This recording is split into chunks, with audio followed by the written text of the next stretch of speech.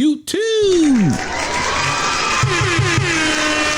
Oh, this one diabolical. Now that's diabolical. What up, YouTube? Big T or Heavy Bag TV, man. If you don't get your goof ass in here, hit the bag. All right, man. Jerron Boots Ennis, Karen Chukhadzhian. It went down last night, and I already know how a lot of y'all gonna carry it.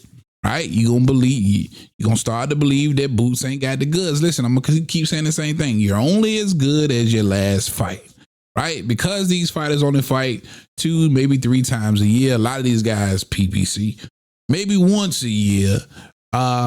There's not much to work with. So you're going to be critiqued on that last performance for as long as it takes for you to get back in the ring and do something else. And I thought this was a decent performance from Jerron Boots Ennis.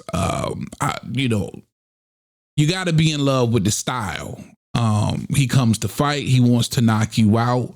It's a fan favorite style. But when you talking about putting him against other elite fighters, there's a lot of holes in the defense. There's not a lot of defensive responsibility on the part of Jerron Boots Ennis. And I think we've seen that now in his last 2 performances versus Chukhadzhian now and David Avenetian, where both of these guys had a ton of success at tapping the jaw of Jerron Boots Ennis. And I know I'm going to start seeing a lot of videos where people are going to just say, hey, don't think about fighting somebody like a Bud Crawford. There's just, not a lot of defensive responsibility on the part of Jerron Boots Ennis. And, they believe he'll probably get knocked out. Don't go barking up that Bud tree. And I beg to differ. I think when you're confident and climbing in the ring versus some of these guys that you can beat, you're more willing to open up. You're more willing to be vulnerable in a lot of spots to get off of your offense. And I think that's what Boots does. I think if he really wanted to, he could be a defensive wizard. All right. He's definitely has the athletic ability to do so. But because he's climbing in the ring with these guys that he knows he can beat, he knows it should be short nights. He's leaving himself open to engage that offense to try and knock these guys out. And if it was under a different circumstance where he felt like he was truly in the way of danger and getting knocked out, I think then you would get that defensive responsibility. You wouldn't hear his dad yelling, "Get him out of there," right? He's only yelling, "Get him out of there," because he truly feels Karen Chukhadzhian can't hurt him, and he's supposed to knock him out. You won't hear those same instructions getting yelled in a Boots fight from Bozy Ennis. That's just the bottom line. Now, does it look good? No, because you have to give guys like Karen Chukhadzhian a lot of credit. Right? Tough as nails. Listen, them East European, them Ukrainians and all them cats over there, they tough, man, at the end of the day. And Chukhadzhian's no different. It's a reason Boots has not been able to knock this guy out. Give him a ton of credit because he was able to at least knock him down. And even more credit for Chukhadzhian coming into this particular fight and saying, hey, I'm not going to be using the ring like I did in the first one.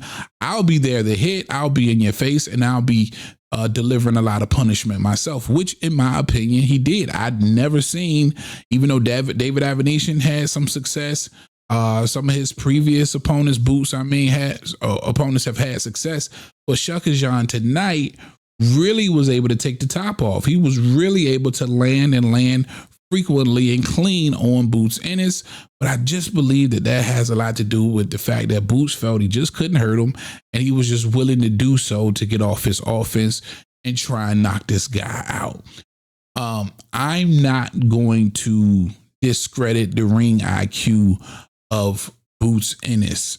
And when I say that, I mean IQ encompasses everything. I hope I'm saying that word right, but it embodies everything, offense and defense, right? When I'm talking about the ring IQ, and I believe it's there if he wanted to be defensively responsible. Now, ton of credit for Chukhadzhian. Got to give it to him to have this type of outing versus a Boost Ennis. But I do believe that it's an indicator that against the top opposition in 47 or 54, which he hinted to maybe going to, that, hey, bro, you know, you're going to have to implement that defense because you ain't going to be able to take some of those shots from other fighters, from other heavy-handed fighters, especially the guys wielding more power at 54. I would say don't downplay the rise of Boost Ennis because of this performance.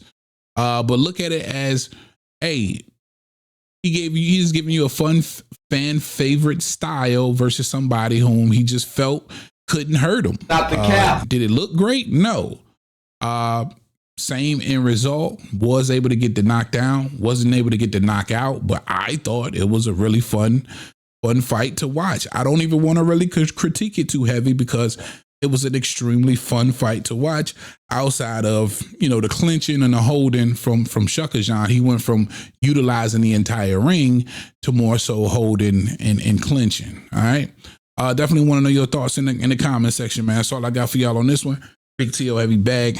I am out of here. Talk to him, Roger. Most motherfuckers don't know shit about boxing.